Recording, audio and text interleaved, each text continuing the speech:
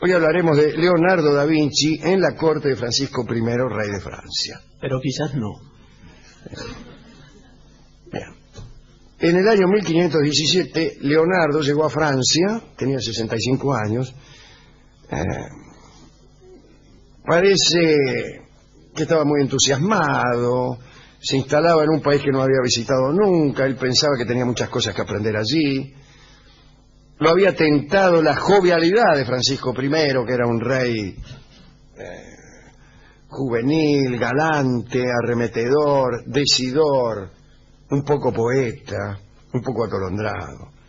Leonardo esperaba rejuvenecer en Francia, porque además parece que había farra corrida en la corte de Francisco. Al llegar, Leonardo ya tenía una parálisis en el brazo derecho, pero no lo molestaba en absoluto para pintar, más que nada porque él era zurdo. Leonardo participó en sus últimos años en la organización de fiestas cortesanas y allí, en la corte de Francisco, diseñó obras impresionantes de ingeniería y también un montón de obras menores, algunas de ellas muy frívolas. El rey le había proporcionado un pequeño palacio como alojamiento, así que vivía como quería. Una de las cosas que hizo Leonardo en la corte de Francisco fue exponerle unos planes hidráulicos de la Gran Siete. Regardé los planes hidráulicos que tengo. Se trataba de unas obras destinadas a conseguir una mayor fertilidad en Europa. Naturalmente se trataba de canales. Canales que no solo eran para regar, sino también para navegar.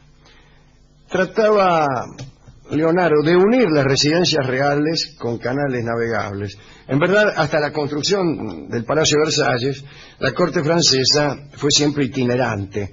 Estaba en el Louvre, pero cuando hacía frío, por ahí se iban a Amboise, a otro lado, qué sé yo. Muchos castillos, andaban de un lado para otro. Entonces, a Leonardo se le ocurrió unir esas residencias reales con vías navegables. Claro. Porque los desplazamientos que se hacían... ¿Urbanismo es esto, o no? Sí, ahora están esos, pero fíjese que no los construyó él, pero están. Eran similares a los desplazamientos de los gitanos, porque andaban por los caminos llenos de carros. Una porquería era viajar, unos caminos pésimos, muchedumbre de personas de servicio iban de ciudad en ciudad, llevaban todos los cacharros necesarios para hacer habitables los castillos, las cacerolas, los cucharones, los colchones, los catres, las mesas, los cofres. Cualquier excursión ya tenía el aspecto de una mudanza. Y Leonardo pensó que sería mucho más agradable, en vez de andar a los saltos como zapallo en carro por caminos horrorosos, avanzar por canales, viajes que, pensaba Leonardo, le darían mucho placer al rey. El proyecto tentó mucho a Francisco I, pero lo único que llegó a hacerse fue un viaje de reconocimiento por los lugares donde se abrirían los canales. La obra no llegó a concretarse porque Leonardo murió 2 años más tarde. Muerto Leonardo, Francisco dejó de interesarse por esa obra, pero tiempo después Enrique IV de Borbón reemprendió el proyecto y los planos de Leonardo fueron estudiados por los ingenieros reales.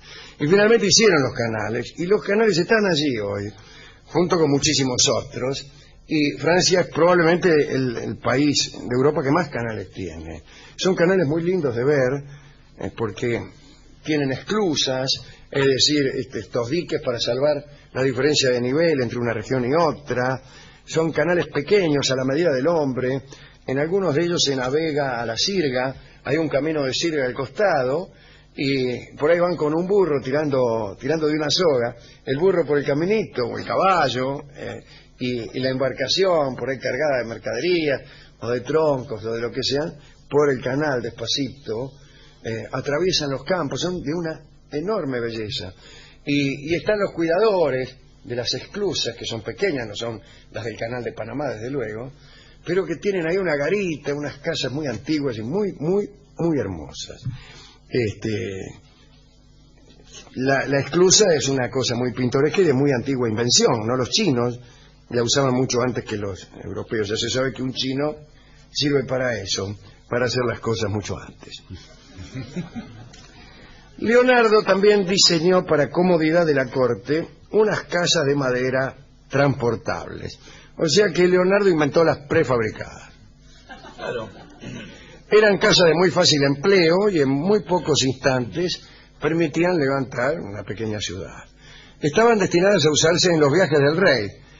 Cuando llegaba a la corte, a un nuevo lugar, en realidad el rey por ahí se alojaba bien, pero los demás terminaban apolillando en granjas, graneros o pajares. Sí, bueno. O pajares. Bien, estas casas transportables sí se usaron. Y en la famosa reunión una que se hizo allá, ¿dónde fue esa? Fue una reunión, ahí le voy a contar cómo fue esta reunión. Resulta que se murió el emperador Maximiliano. Maximiliano, emperador del Imperio Germánico. Y entonces surgieron candidatos para reemplazarlo. Candidatos. Enrique VIII de Inglaterra, también llamado Charlotte, Francisco I, y el que después que fue Carlos I de España. Entonces empezaron a intrigar, qué sé yo, bueno, se hizo la elección, ganó Carlos I y Francisco se quedó muy decepcionado. Él por entonces tenía una amante, la señora de Chateaubriand, Françoise se llamaba. Y la tipa lo consoló porque vio que él había puesto mucho en llegar a ser el emperador, y estuvo muy cerca de él. Entonces le renació el entusiasmo a Francisco I y se le ocurrió hacer una alianza con Inglaterra para jorobar a España y al imperio. Y se reunió con Enrique VIII. Y se reunió aquí, en esta reunión, que fue en el campo, en un campo cercano a Artois. Un campo. Y llevó a miles de cortesanos. Y Enrique vino de Inglaterra también con un ejército. Y armaron todo un pueblo, un lugar ahí, que Enrique de un lado con los suyos y Francisco con sus cortesanos. Ahora Enrique era un tipo muy austero, hizo unas cosas ahí, sus artesanos construyeron, estaba lujosamente instalado, pero Francisco lo quiso impresionar. Sí, ahí llevó las casas de Leonardo. Pero además llevó sedas, llevó artistas, malabaristas, músicos, cortesanos, y llevó principalmente a su amante, que era bellísima, Françoise de Chateaubriand. Y llegó Enrique y se reunieron, se hicieron muy amigos. Y hubo hasta algunos gestos muy interesantes de Francisco I. Por ejemplo, después de una reunión oficial, Francisco solo lo fue a buscar al reducto inglés. Y llegó y empezó a los gritos ahí la guardia. ¿Dónde está mi hermano? Dice el rey Enrique. Y se está durmiendo, le dijo el tipo. Bueno, lo voy a buscar. Y se le metió en la pieza. Y le tiró de la manga para despertarlo. El otro se despertó, se vio al rey de Francia ahí, manoteó un cuchillo. Y Francisco dijo, no, qué sé yo, y le regaló un collar que llevaba. Pero se equivocó. Se equivocó porque fue demasiado para Enrique. Aquel lujo, aquella amante, aquella favorita tan hermosa. Y después lo conoció, Enrique VIII, a Carlos I, que era lo contrario, que era un tipo totalmente austero, despojado de todo ese oropel, y no arregló con Francisco. Y aquel entendimiento que quería prohijar Francisco I en contra de Carlos no funcionó. Bueno, ahí en ese campo usaron las casillas de Leonardo da Vinci.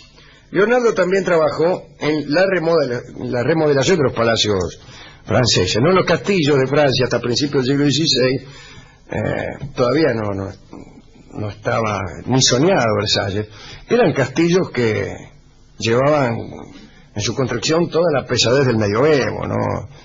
Primero venció fortaleza, después castillos. Leonardo empezó a hacer más finitas las paredes, que eran de 3 metros, empezó a poner ventanas, el sol empezó a entrar, las cortinas volaban. Esto era mejor para hacer bailongos, para vivir allí.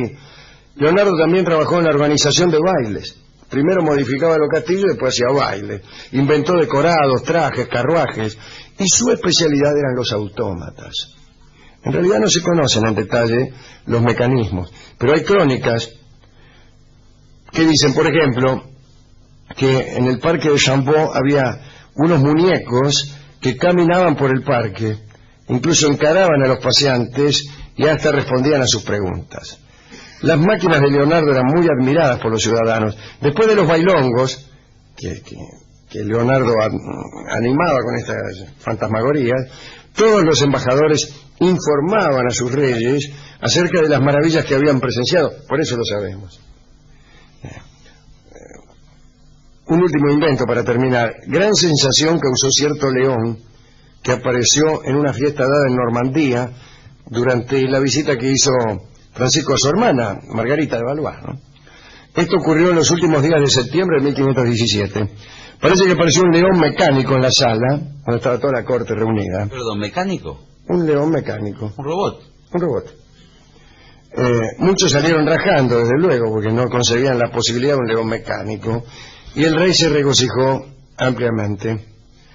Siguiendo al león, apareció un señor disfrazado de eremita, de asceta, de ermitaño, que le dio a Francisco un bastón. Era común en los desiertos que los eremitas más piadosos dominaran la furia de los leones con esos bastones. Una historia bastante popular esa, ¿no? Entonces Francisco recibió el bastón, tocó al león y el cuerpo del animal se abrió y de su pecho brotó una profusión de flores de lis. Espectacular. Justamente el símbolo de la realeza de Francia. Estos son inventos. Fantástico. Fantástico. Bueno, Leonardo vivió feliz en la corte francesa, pero solo fueron 2 años. Murió en 1519. Algunos dicen que el rey fue a verlo a su lecho de muerte, pero es mentira porque el rey estaba en Saint-Germain en el casorio de su segundo hijo, Enrique, que después lo sucedió, Enrique II. Se estaría casando con Catalina de Médicis, nada menos, ¿no? Francisco se enteró después y dicen que aquel rey que solo lloraba cuando lo abandonaba una mena, lloró. Se enteró toda la corte de aquel llanto y varias damas equivocadas se le presentaron en esos días creyendo poder ocupar alguna supuesta vacante. Este fue el breve paso de Leonardo da Vinci por la corte de Francisco I. Dedicamos esto desde luego a Leonardo y a Francisco y también a estas cosas frívolas que podrán ser menores pero que contribuyen a alegrar un poco la vida. Son como un poco de pimienta. No está mal un poco de pimienta, pero un poco, ¿no? El tipo que come pimienta sola, bueno, está loco. Así que no habrá un tango de Leonardo da Vinci. O de sus inventos, quizás. Probablemente. Hemos ido a la discoteca, le hemos contado esta historia prolijamente al discotecario y nos dijo que él tenía un tango que aludía a estas prefabricadas que hacía Leonardo. Ajá. Y nos dio el tango que se llama Casas Viejas, que es un bello tango y también parece como una marcha uruguaya, porque en realidad es un tango hecho pensando, creo yo, no estoy seguro, de que haya sido un tango alusivo a la demolición del Barrio Sur. Eso me lo dirá algún amigo oriental. Pero escucharemos a la orquesta de Francisco Canaro cantando Ada Falcón y Charlo. Este bello tango que también tiene un si es no es de marcha uruguaya que se llama Casas Viejas, que fue compuesto en honor a Leonardo da Vinci. Adelante.